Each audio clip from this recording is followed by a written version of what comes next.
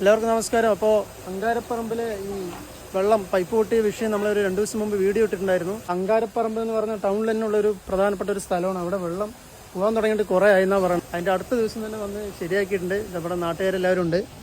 ശരിയാക്കിയില്ലേ? ശരി.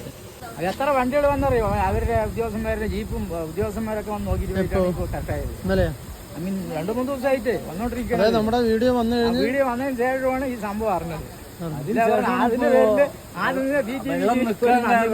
വീഡിയോ കണ്ട കാരണമാണ് പൈപ്പ് നേരെയാക്കിയതിന്റെ കല്ലും മണ്ണും ഒക്കെയാണ് ഈ കിടക്കുന്നത്.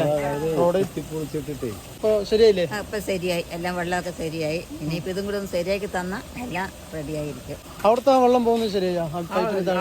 ശരി, ആ വെള്ളം പൈപ്പ് പുതിയ പൈപ്പ് മാറ്റി വെള്ളം ശരിയായി, എല്ലാം റെഡിയായി. എല്ലാം റെഡി.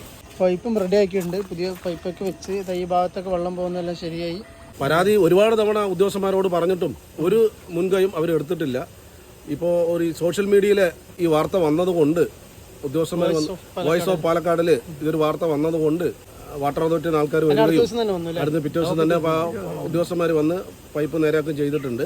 നിങ്ങളുടെ ഈ പറഞ്ഞ സംഭവം ചാനലിൽ കൂടെ അറിഞ്ഞപ്പോൾ അവർ വന്ന് അതിന് പിറ്റേ ദിവസം തന്നെ ശരിയായി. വെള്ളം വരവ് നിന്നു. ഇനി റോഡും കൂടെ ഒന്ന് റെഡിയാക്കി തരണം. അല്ല, അവര് പറഞ്ഞു റോഡ് കറക്റ്റാക്കി തന്നിട്ട് ടാറിട്ടിട്ട് പോവാൻ.